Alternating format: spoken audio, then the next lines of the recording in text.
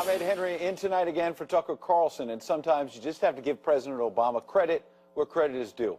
Bear with me on this. Today, the president's aides say he took bold, aggressive action against Russia, ordering sanctions in retaliation against alleged Russian interference in the 2016 race. Sure, there are skeptics wondering whether the president, who along with his one-time Secretary of State Hillary Clinton, of course, pushed that button on the Russian reset and is now just trying to look tough and salvage some kind of legacy on the way out the door. This is where the credit comes in. I mean, I also covered the previous presidential race in 2012, and the president was way, way ahead of the curve in calling out Russia as a major national security threat, right? Right? Wait, it was the other guy? But hang on, there was like a presidential debate, so the White House must know we have it on tape. Russia, I indicated, is a geopolitical foe. Excuse me, it's a geopolitical foe. And I said in the same paragraph, I said, and Iran is the greatest national security threat we face. Oh, right, okay. It was Mitt Romney, the Republican, who was ahead of the curve. But this was a debate, as I said. Both guys got to talk, obviously, so when the president got called on, he clearly had his 30 or 60 seconds to chime in and agree with Romney, right? I mean, we probably have that on tape, too. In the 1980s are now calling to ask for their foreign policy back because, you know, the Cold War's been over for 20 years. Ouch, that's gotta hurt. The president said burn on them while it took 4 years. Now it looks like Russia maybe getting the last laugh. Not only is Russian President Vladimir Putin vowing to retaliate, his diplomats are openly mocking Mr. Obama. The Russian embassy in London tweeted this: President Obama expels 35 Russian diplomats in Cold War deja vu, as everybody, including the American people, will be glad to see the last of this hapless administration. Oh, and look, they even drew a little picture for Mr. Obama. Yeah, such a picture of a lame duck. Ouch. In a moment, we'll dig deeper on the substance of these sanctions and whether they are as tough as the White House claims.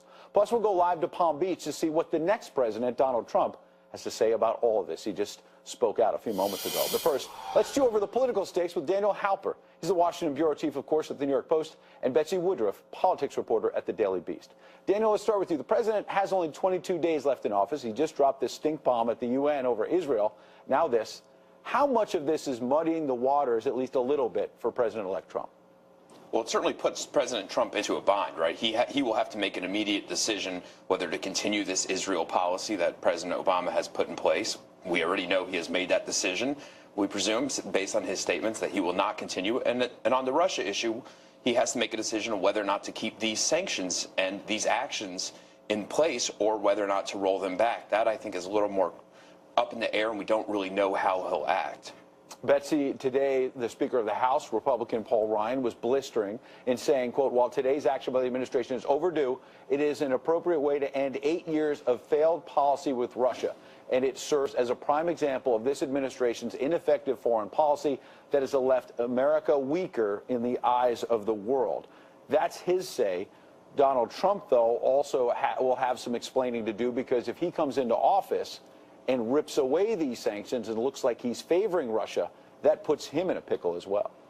Exactly, yeah. And of course, Trump has made clear over the course of his campaign, his time in public life, that he's much more sympathetic to Russia, and particularly to Vladimir Putin, than most Republican, I would say basically all influential Republican leaders are. You know, that statement from Paul Ryan, in it, he also suggested that Russia was acting to countervene with the United States' national interests, that what it's trying to do is going against the good of our country. Of course, that sounded very much like a direct echo of the tape you just played of Romney back in 2012. So Paul Ryan and Mitt Romney are very much on the same page about this, while, of course, Donald Trump is taking a different view. He's made that clear. So the big question that we can expect him to get asked until he answers it over the next couple of weeks is, what's he going to do about these sanctions? Is he going to make a major break from both Obama's view and from the view of some Republican leaders, or is he going to try to ease into the thaw of our relations with Russia? And Daniel, there's another big question for Barack Obama as well. Is he going to go quietly off into the sunset, or is he going to continue this even beyond his time in office? Karl Rove had a piece today in the Wall Street Journal saying, quote, President Obama signaled how he's likely to conduct himself once out of office. He's referring to some interviews he's done. Whiny, self-justifying, and bursting with excuses. Mr. Obama will be the first ex-president since Woodrow Wilson to remain in Washington. Given the tone of his interviews recently, he could well become a carping, persistent presence in our nation's capital. George W. Bush had the good sense to say, look, I'm done, and walk off the stage, Daniel. It appears, in this case, Barack Obama's not going away quietly. Yeah, look, obviously we can't predict his future actions, but his present actions do suggest that he will be here for a while. What's interesting about these actions on the Israel issue and both on the Russian issue, they seem like the repudiations of the Obama foreign policy, the lead from behind type of foreign policy that he so famously, I guess lived by while he was president of the United States. He's not doing that now, it seems. He's taking the lead on Israel, changing his policy toward Israel. And on Russia, he's obviously doing these actions. But, of course, even on Israel, he still abstained on the vote. So the analogy doesn't quite work out. It's not a full repudiation. Sure. He abstained on the vote, didn't vote his conscience. And on this issue, on Russia, it's a retaliatory issue. It's a retaliatory action, and it's based on actions that he alleges that Russia has done and not based on perceived threats, per se. Betsy, complicated legacy for Barack Obama, to say the least. I ran through some of it with the Russian reset that certainly appears to have failed, but who can also forget that moment before the 2012 election where he told Dmitry Medvedev, tell Vladimir, transmit this to Vladimir, it was said in the transcript, that after the 2012 election, I'll have a lot more flexibility to work with Vlad. It almost sounds like it was spoken on a different planet, given how radically things have changed over the last 4 years, the way that the Russian reset sort of reset America's relations with Russia and kind of the opposite of the way that it was initially intended. That's a huge shift. One thing that I think is sort of interesting and curious about the way that Obama's next approach to Russia, of course, is playing out, is that he's actually drawn some criticism or some pushback from members of his own party. Adam Schiff, who's the top Democrat on the House Intel Committee, who's very involved in these issues, has said the sanctions that the president announced today don't go nearly far enough, and that Congress actually needs to push to make them much more serious. He's indicated, some other Democrats have indicated, they think these sanctions are more symbolic than anything else and don't have the teeth necessary to actually change Russia's behavior, to actually deter them. Good point you make, since other Democrats like Chuck Schumer are also hitting the president, Secretary of State John Kerry, over the Israel situation, so a lot of inter-party fighting right there. We really appreciate it. Betsy, Daniel, your insights tonight. Thank you. Thanks, Ed. Here now to help fill us in on the rest of the details surrounding the Russian sanctions, Fox News White House correspondent Kevin Cork live in Honolulu. And Kevin, critics are already saying, as you heard, wait, there are not even any hard-hitting economic sanctions here. What is the White House case for why they do have teeth? Well, you hit the nail on the head. And I talked to Eric Schultz, the principal deputy White House press secretary, just about that very notion. And he said, listen, Kevin, we have to do something to give the Russians a very strong message. What that something looks like to a lot of people is not terribly much, but do keep this in mind, Ed. Now, I think this is relevant for you viewers. A lot of what you and I will see, the sort of public pronouncements, sanctions and things that you can sort of put your arms around. That's just one half of this. There's also the cyber angle that a lot of people won't be talking about. But as far as the things that we have heard about today, 72 hours, that's the amount of time that nearly 36 Russian operatives have to get out of the country. They've been expelled by the Obama administration in retaliation, as you know, for alleged Russian cyber hacking activity in the run-up to the 2016 election. President Obama making a number of points in his statement today. I want to share just part of what he was talking about with your viewers here tonight. The president saying, and I'm quoting now, these actions follow repeated private and public warnings that we've issued to the Russian government and are a necessary and appropriate response to efforts to harm U.S. interests in violation of established international norms of behavior. He went on to add this: these actions are not the sum total, there it is, of our response to Russia's aggressive activities. We will continue to take a variety of actions at a time and place of our choosing, some of which will not be publicized. Our bottom line is that what Russia has been engaged in over the last few months and years is unacceptable. It's outside the norms of diplomatic behavior, and the president is sending a message today to tell them to cut it out. That's why he ordered aggressive action. Meanwhile, the White House has not been shy about accusing Russian President Vladimir Putin of orchestrating all the hacks, which, of course, were revealed by the website WikiLeaks that exposed allegations of Democratic Party infighting and a concerted effort, Ed, by senior party officials to boost the candidacy of eventual party nominee Hillary Clinton. Now, for their part, the Russians snapping back immediately today, ridiculing the president in a tweet issued by the UK embassy. I'm glad you talked about it. It was actually pretty interesting. President Obama expels 35 diplomats in a Cold War deja vu. Of course, they went on to call him a lame duck. Now, this is also important, my friend. Experts tell us, yes, you can get your hands around some of the things that you see in person, but it's the cyber power that America will exercise that should have the Russians worried for quite some time to come. Kevin, Happy New Year a couple days early to you and the entire Fox crew out there in Hawaii. The president's move, announced by the State Department, comes just one day after the current Secretary of State John Kerry doubled down on those attacks against Israel we mentioned, which will make achieving Mideast peace even harder for President-elect Donald Trump. And our next guest, a leading expert on Russia, says these new sanctions are not really aimed at Russia. This move, too, is actually meant to muddy the water some more for Mr. Trump. Stephen Cohn is professor of Russian studies at both NYU and Princeton University. Welcome, Professor. You say this is the president trying to cripple Mr. Trump a bit? Well, it's one of the things I said. I'm not sure. I mean, look, we got a really strange situation, and I would say exceedingly dangerous. Why? Well, our relationship with Russia is worse than it's been since the Cuban Missile Crisis in 1962. And we're taking steps that are going to escalate it, make it worse. On the other hand, they haven't given us any facts about what the Russians actually did. So between this, I would say, semi-hysterical reaction by the American political class and the absence of facts, we don't ask, what's the impact of this going to be on Russia itself? So what kind of decisions is it going to produce in Moscow? So what went wrong? We walked through some of the history, and it appears that Barack Obama, to say the least, in the 2012 campaign, downplayed the idea that Russia was a big political foe. You don't want to ask me that question. You really don't, because first of all, we need a lot of time. Secondly, I'll commit an act of heresy. Which is? I've written a book about American-Russian relations since the end of the Soviet Union. 25 years this month, by the way. Congratulations. Good way to to go. Soviet Union. Wait, I did a good job. I conclude that we got where we are today in a new and more dangerous Cold War primarily because of American policy, not primarily because of a Russian policy. That does not make me an apologist for the Kremlin. What it makes me is a defender of American national security. So here's the question. Some of your people asked it. Sure. To what extent was what Obama did today? And by the way, it's not the sanctions that are dangerous.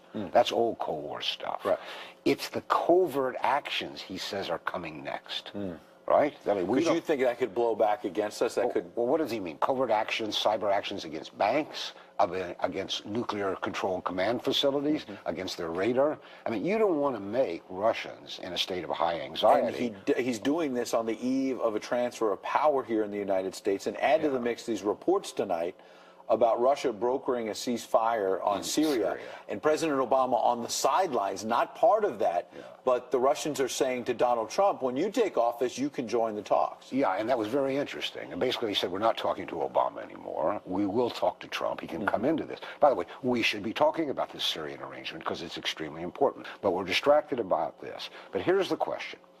But are we distracted on purpose? Because the administration doesn't want to talk about Syria because they haven't been able to deal with that crisis. You know, I don't know if it's possible, but I think it's likely that an element of this, these measures taken against Russia, particularly the sanctions, are meant to block any Trump-Putin cooperation or détente. I mean, McCain and the others virtually say that. But you got to ask, are the Russians going to retaliate now? I mean, we call what we did retaliation. Yeah, they say they will. Yeah, but we don't know until we produce the facts. Obama says he'll produce the facts in a few days, what the Russians actually did. So your bottom line point tonight is, you've got 30 seconds. In 30 seconds, we are in an exceedingly dangerous relationship with Russia. There are 3 places fraught with actual war: Ukraine, Syria, and, of course, the Baltic region, where NATO is building up. Escalating now, with everybody talking about nuclear weapons, as Trump did last week. In my lifetime, I don't recall anything as dangerous as we now are going through, with a layer of hysteria in the media. Everybody demanding that Obama do more. Welcome to office, Mr. Trump. We appreciate it. Professor Cohn, thanks for that.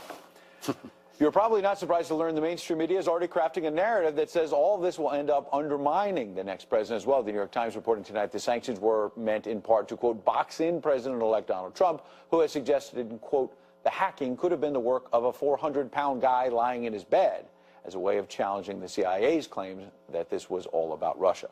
Our man at Mar-a-Lago is correspondent Peter Ducey, live tonight again in Palm Beach, Florida. Good evening, Peter. Good evening, Ed. About an hour ago, we got the first reaction from the president-elect to President Obama's decision to punish the Russian government and expel those diplomats. It came in a written statement that says this: "It's time for our country to move on to bigger and better things. Nevertheless, in the interest of our country and its great people, I will meet with leaders of the intelligence community next week in order to be updated on the facts of this situation." So we still don't know, based on that statement, what the next president plans to do about these sanctions, whether he wants to leave them in place or get rid of them. But that statement about saying it's time to move on is completely consistent with what the president-elect said last night on this issue. I think we ought to get on with our lives. I think that computers have complicated lives very greatly. The whole, age of computer has made it where nobody knows exactly what's going on. We have speed, we have a lot of other things, but I'm not sure you have the kind of security that you need. Something else transition officials said this morning that they have not backed away from is that putting a lot of focus on hacking is just an attempt to delegitimize Mr. Trump's election day victory. That comment, of course, pointed at people on the left. These officials also urging the Obama administration officials to release whatever evidence that they were basing claims of Russian interference off of. We do now expect that in the next few days. However, there has not been a change of position yet.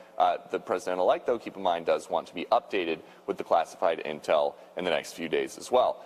As far as today at Mar-a-Lago, it was a relatively quiet one. The president-elect huddled with senior staff, but it really shouldn't be too quiet for long because transition officials say there's going to be a flurry of activity here and in New York in the next couple of days as the president-elect appoints the remaining or fills the remaining spots in his cabinet and their deputies and names ambassadors.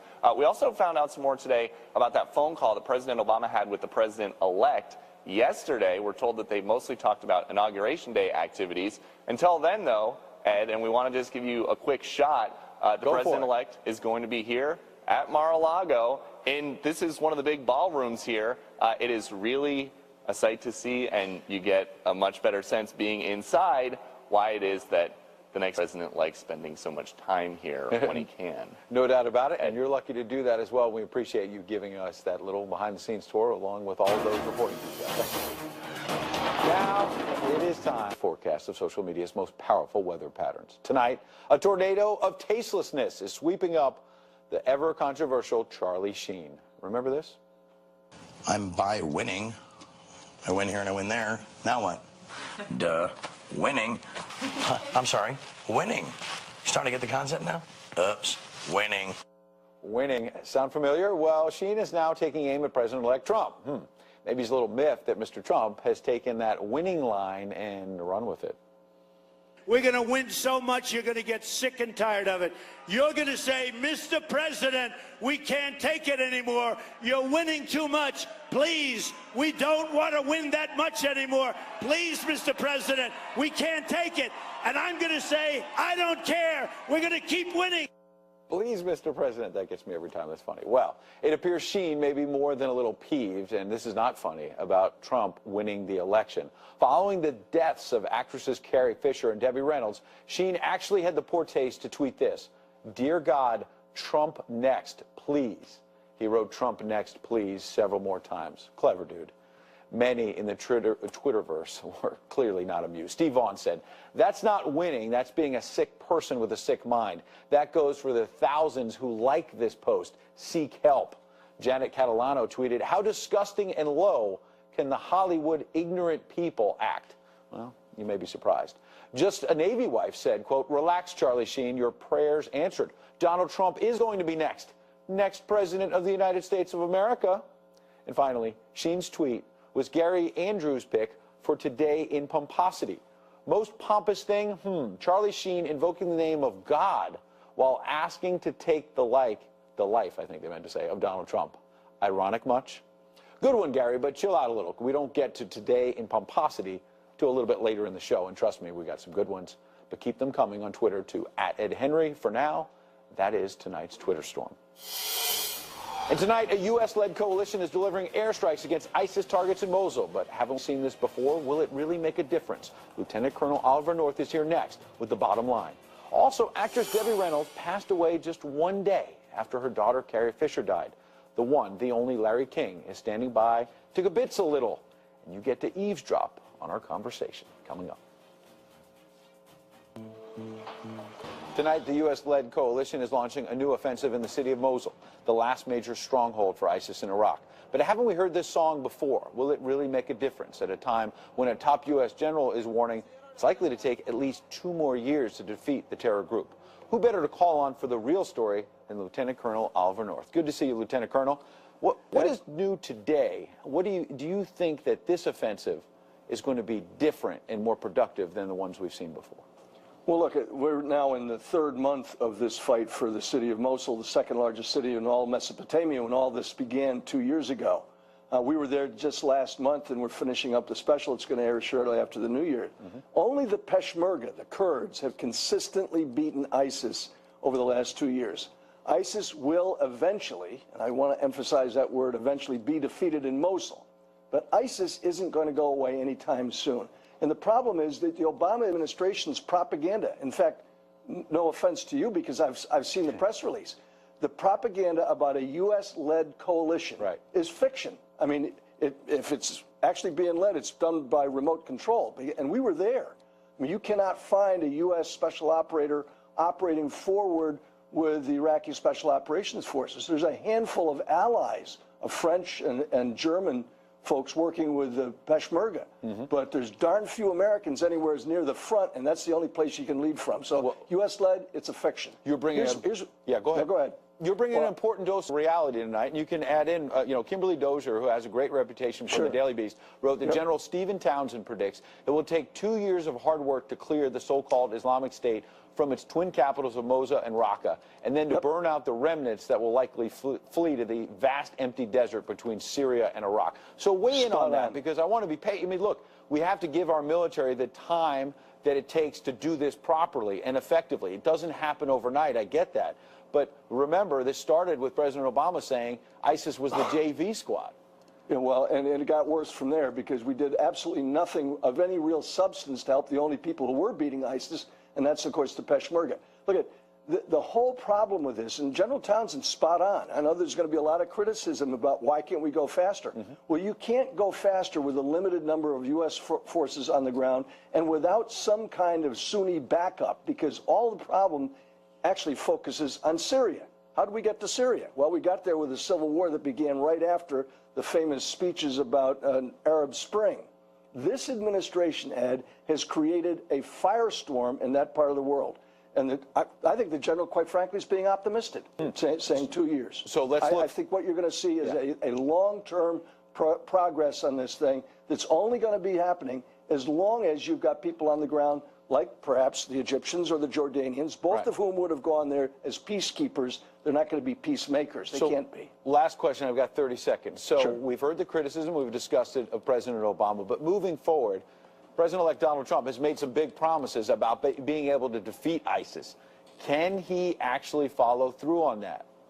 Well, he's got the right chairman of the Joint Chiefs in Joe Dunford and the right Secretary of Defense in Jim Mattis. And my hope is that what we're going to end up with is a consensus in Congress to increase the number of troops that are out there, to put ourselves behind the idea of an allied force that's going to go into Syria and keep the peace. You cannot fight this war and expect the ISIS to go away anytime soon. There's going to be more attacks like we saw in Germany just before Christmas. You got the Iranians and the Russians calling the shots. A NATO ally, Turkey, up in arms, and the southern flank of NATO with Incirlik's air base, all at risk because this administration failed so miserably at their foreign policy. Some big challenges for President-elect Trump ahead. We appreciate you bringing a reality check tonight, Lieutenant Colonel Oliver North. And Colonel North, by the way, Happy New Year. Be sure to tune in for War Stories with Ollie North this Sunday night, January 1st. That's starting at 8 p.m. Eastern on Fox Business. Meanwhile, the legendary Larry King is standing by with his thoughts. There he is on the equally legendary Debbie Reynolds and Carrie Fisher, who tragically died within just 24 hours of one another. Of course, he interviewed them both. The reflections of Larry King. That's next. Good morning.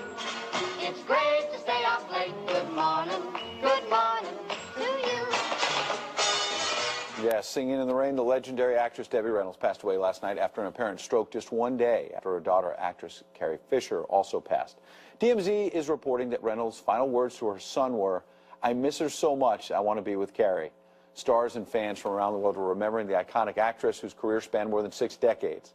Larry King, a legend in his own right, tweeted that Carrie Fisher was a true gem, and then sadly within hours tweeted this as well.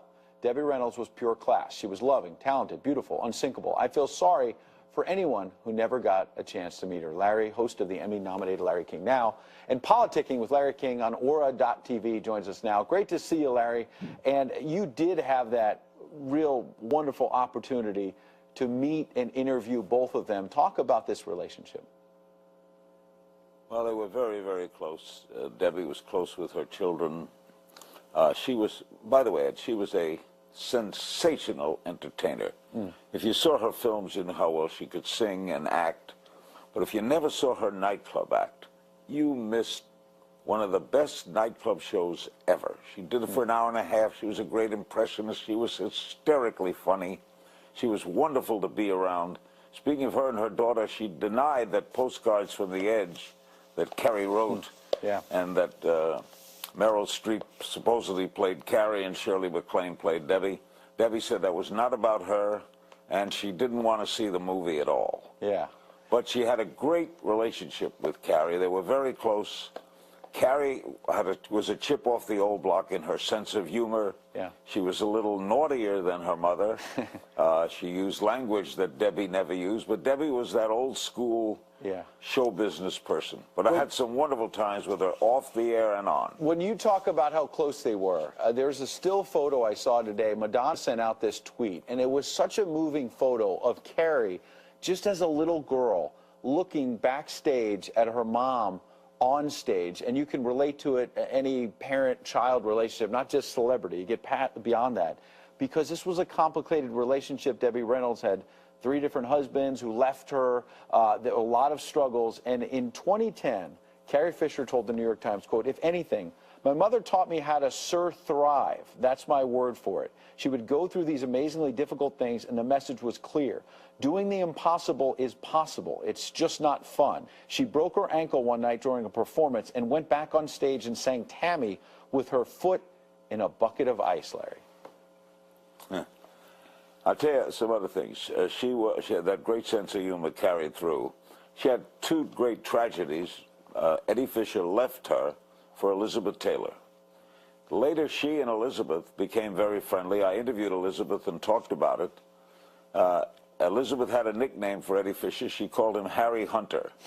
She would never say his name. She would call him Harry Hunter.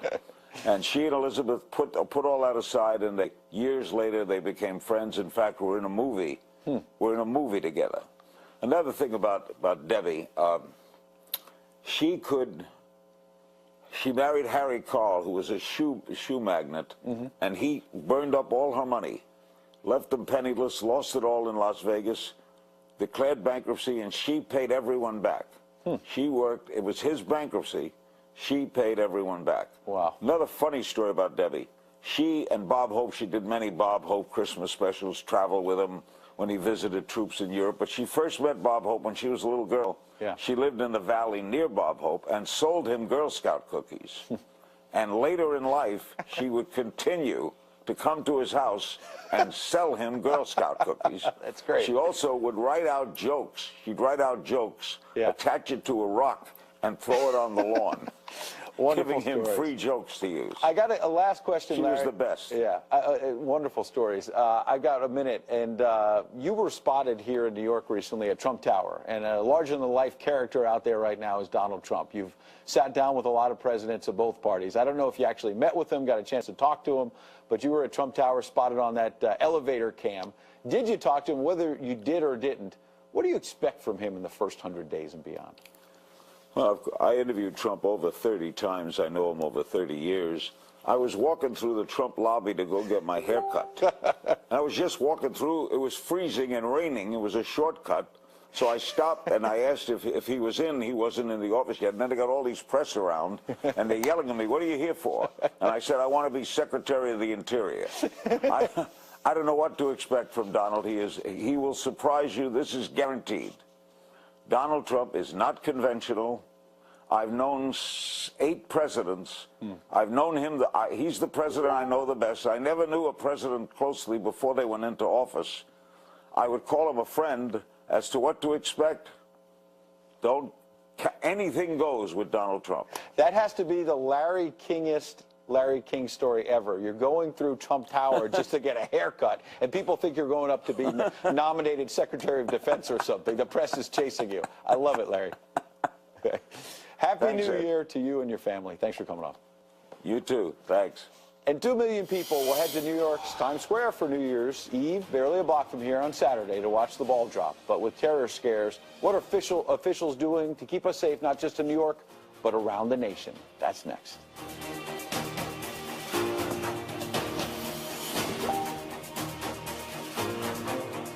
Bring in the new year with the Fox. Especially ISIS-inspired attacks at large public gatherings like Nice and Berlin have law enforcement, of course, on high alert ahead of New Year's Eve, especially here in New York City's famed Times Square. Almost 2 million people will be expected to watch the ball drop there. That's where we find our own Rick Leventhal live in Times Square. How's it looking, Rick?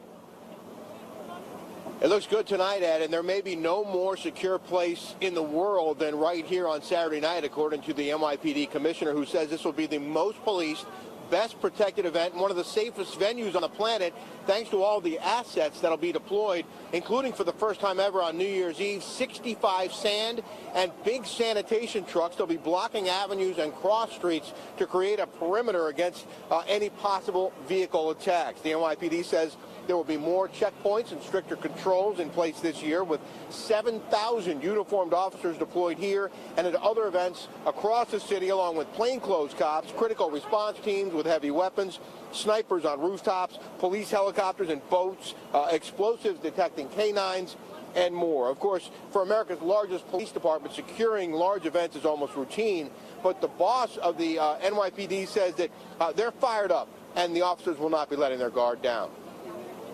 How do you guard against inflation? You know what? It's New York City police officers. This is something that we do every day, and they know a few times during the year: 4th of July, New Year's Eve, the tree lighting. This is where everybody's got to be on their toes. I know it's complacency can set in at times, but certainly not in an event like this. And add a reminder to the 1 to 2 million revelers expected to show up here on Saturday night.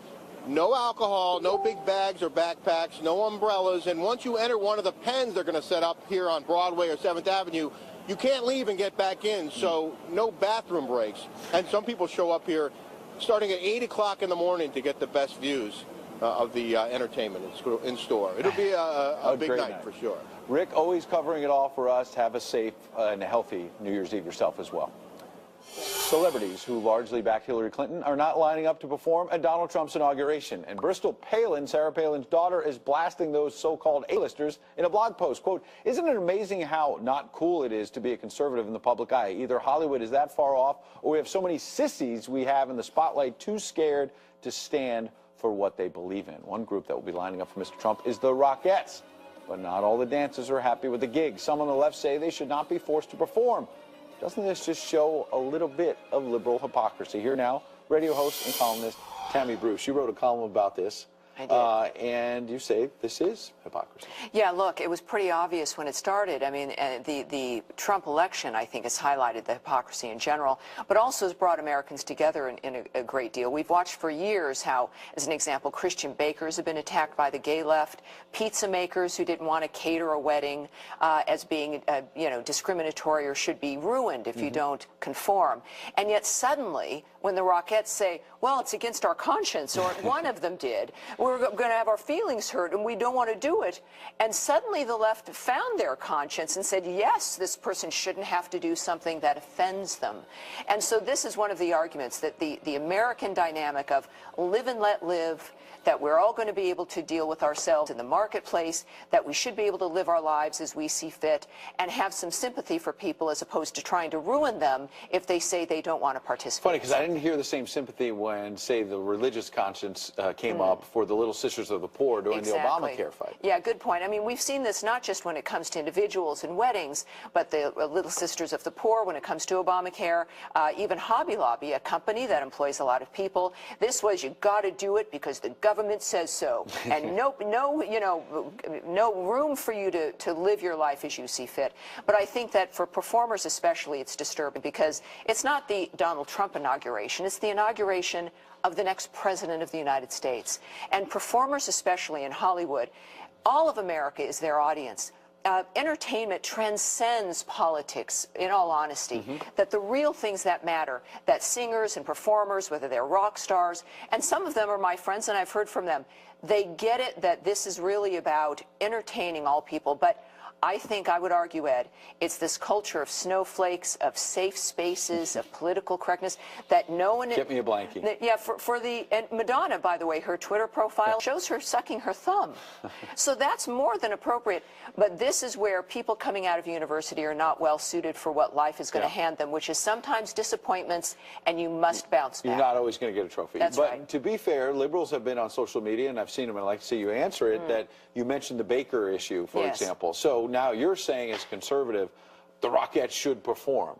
But when there was a conservative baker in Indiana a couple of years ago who didn't want to bake a cake for a gay couple wedding, you were saying, well, they don't have to bake. You shouldn't force them to do it. So where's the hypocrisy Yeah, look, there? I think that the Rockettes, if there's some that don't want to perform, shouldn't have to. And as a matter of fact, that's how the Radio City Rockette dynamic works, that it's always been voluntary. This has been some fake news that they were going to be forced to do it.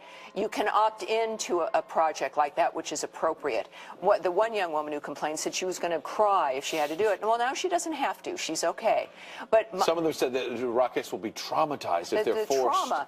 Well, look, I think some of that's projection. No one's going to be traumatized.